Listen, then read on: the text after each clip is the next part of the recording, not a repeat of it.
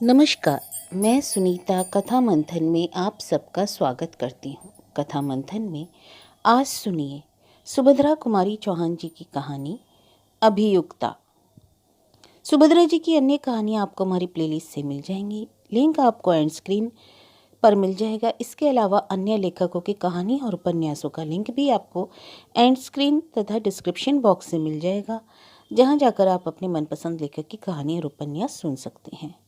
इसके साथ ही साथ अगर आपको हमारे कहानी और उपन्यास पसंद आ रहे हैं तो हमारे चैनल को सब्सक्राइब करना ना भूलिएगा। तो चलिए शुरू करते हैं कहानी अभियुक्ता, लेखिका सुभद्रा कुमारी चौहान।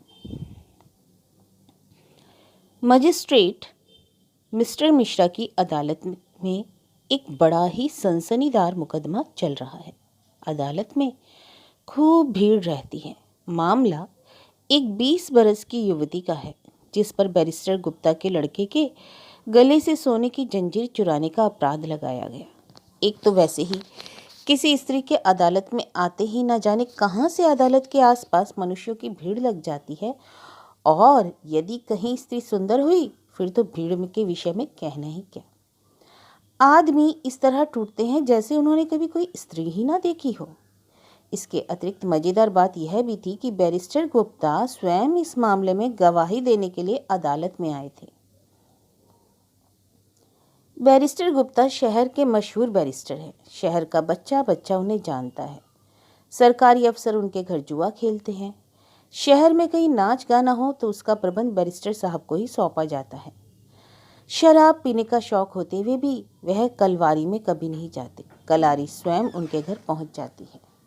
सरकार दरबार में उनका बहुत मान है और पब्लिक में भी, क्योंकि सरकारी अफसरों से किसका काम नहीं पड़ता। बैरिस्टर साहब हैं भी बड़े मिलनसार। पब्लिक का काम बड़ी दिलचस्पी से करते हैं। इस प्रकार के कामों में वह बहुत व्यस्त रहते हैं और दूसरे कामों के लिए उन्हें फुर्सत भी नहीं रहती। मुकदमा शुरू हुआ। अभियुक्ता की ओर से कोई वकील ना था। वह गरीब और असहाय थी। सरकार की ओर से 300 मासिक पाने वाले कोर्ट साहब पैरवी के लिए खड़े थे। बैरिस्टर गुप्ता ने अपने बयान में कहा, मैं अभियुक्ता को एक अरसे से जानता हूँ। यह शहर में भीख मांगा करती थी। करीब 1 महीना हुआ। एक दिन मैंने अपने मकान के पास कुछ गुंडों को इसे छेड़ते देखा। मुझे इस पर दया आई। उन गुंडों को भगाकर मैं इसे अपने घर ले आया, और जब मुझे मालूम हुआ कि इसका कोई भी नहीं है, तब खाने और कपड़े पर इसे अपने घर पर बच्चों को संभालने के लिए रख लिया। 15 दिन काम करने के बाद एक दिन रात को यह यकायक गायब हो गई। दूसरे दिन मैंने देखा कि बच्चे के गले की सोने की जंजीर भी नहीं है। तब मैंने पुलिस में इत्तला दी। बाद में पुलिस ने इसे सोने की चैन के साथ ही गिरफ्तार किया और मुझसे चैन की शिनाख्त करवाई। मैंने वैसे ही 5 चैनों में से अपनी चैन पहचान ली। अदालत की टेबल पर रखी हुई चैन को हाथ में लेकर बैरिस्टर गुप्ता ने कहा, यह चैन मेरी है, मैंने खुद इसे बनवाया था। बैरिस्टर गुप्ता का बयान खत्म हुआ। मजिस्ट्रेट ने गंभीर स्वर में अभियुक्ता की ओर देखकर पूछा, तुमको बैरिस्टर साहब से कुछ सवाल करना है? अभियुक्ता का चेहरा तमतमा उठा। वह तिरस्कार सूचक स्वर में बोली, जी नहीं, सवाल पूछना तो दूर की बात है, मैं तो इनका मुंह भी नहीं देखना चाहती। अभियुक्ता की इस निर्भीकता से दर्शकों के ऊपर आश्चर्य की लहर सी दौड़ गई। सबकी आंखें फिर गई। बैरिस्टर गुप्ता की ओर भी लोगों का ध्यान विशेष रूप से आकर्षित हुआ। उनके मुंह से एक प्रकार की दबी हुई अस्पष्ट मर ध्वनि सी निकल पड़ी। मुकदमे में और भी रंग आ गया। अब तो लोग अधिक ध्यान से मुकदमे की कार्यवाही को सुनने लगे। बैरिस्टर गुप्ता की बातों का समर्थन पुलिस के दूसरे गवाहों ने भी किया।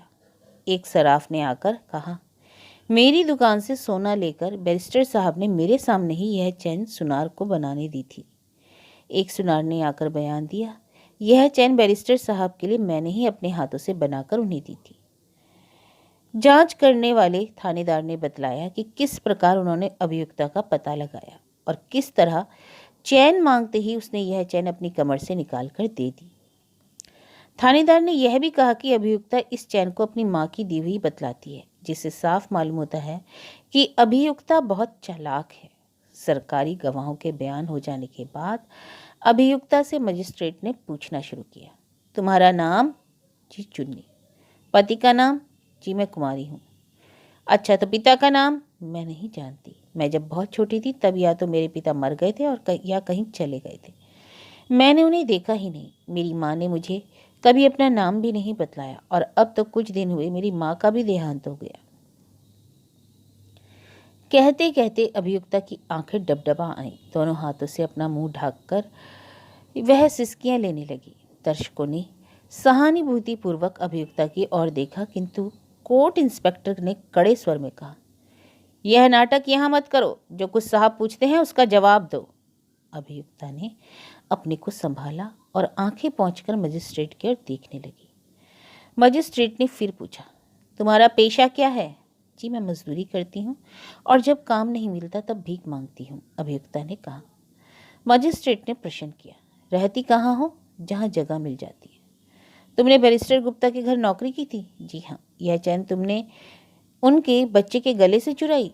चैन को हाथ में लेकर मजिस्ट्रेट ने पूछा। अभियुक्ता ने मजिस्ट्रेट गुप्ता की ओर देखा। उसकी इस दृष्टि से घृणा और क्रोध टपक रहे थे। फिर उसने मजिस्ट्रेट की ओर देखकर दृढ़ता से कहा, मैंने जंजीर चुराई नहीं है, वे मेरी ही है।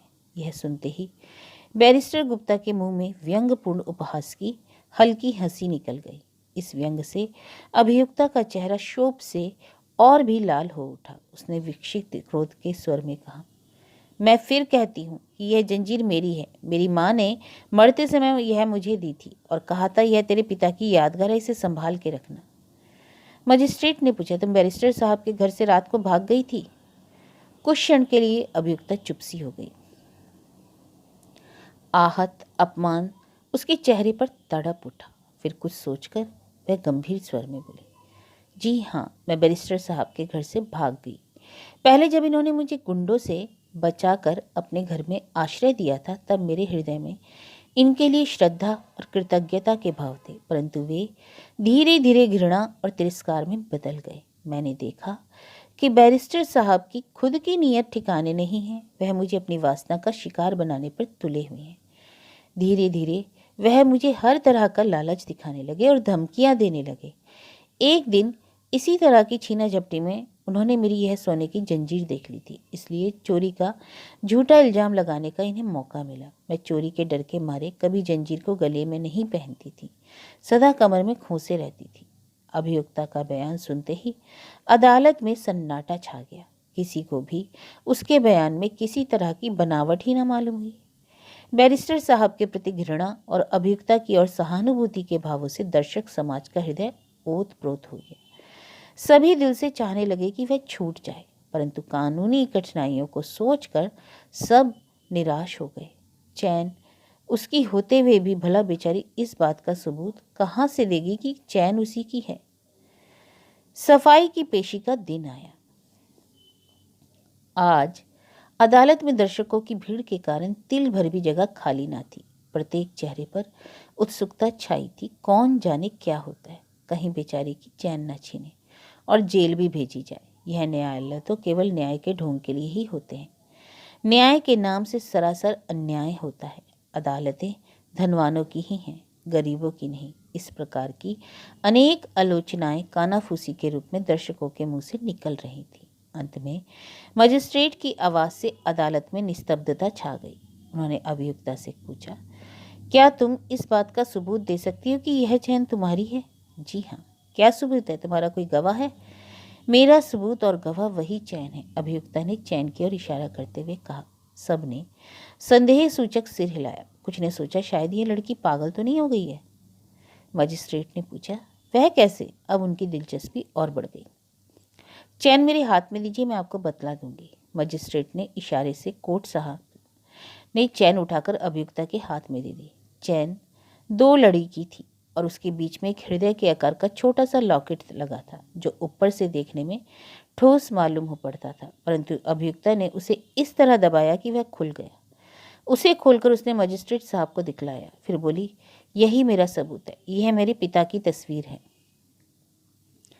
मजिस्ट्रेट ने उत्सुकता से वह लॉकेट अपने हाथ में लेकर देखा और देखते ही रह गए।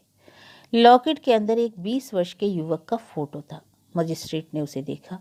उनकी दृष्टि के सामने से अतीत का एक धुंधला सा चित्रपट फिर गया। 20 वर्ष पहले एक कॉलेज में बीए फाइनल में पढ़ते थे। उनके मेस की महाराजिन बुढ़िया थी, इसलिए कभी कभी उनकी नातिन भी रोटी बनाने आ जाया करती थी। उसका बनाया हुआ भोजन बहुत मधुर होता था। वह थी भी बड़ी हंसमुख और भोली।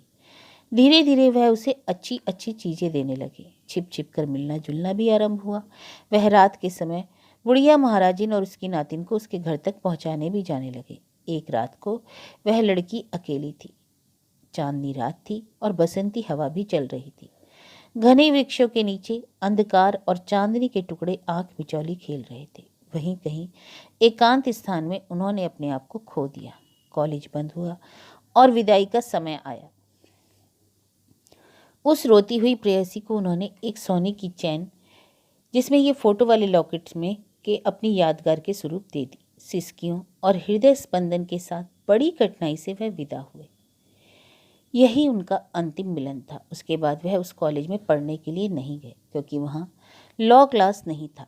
वह धीरे धीरे उन सब बातों को स्वप्न की तरह भूल गए। किंतु आज इस लॉकेट ने उनके उस प्रणय के परिणाम को उनके सामने प्रत्यक्ष लाकर खड़ा कर दिया। तो क्या यह मेरी ही इतने ही में लॉकेट उनके हाथ से छूटकर टेबल पर खट से गिर पड़ा। उसकी आवाज़ से वह चौंक पड़े। दर्शक भी चौंक उठे। मजिस्ट्रेट ने सिर नीचा किए हुए कहा, अभियुक्ता निर्दोष है, उसे जाने दो। यह कहते हुए तुरंत उठकर खड़े हो गए, जैसे कि न्यायाधीश की कुर्सी ने उन्हें काट खाया हो।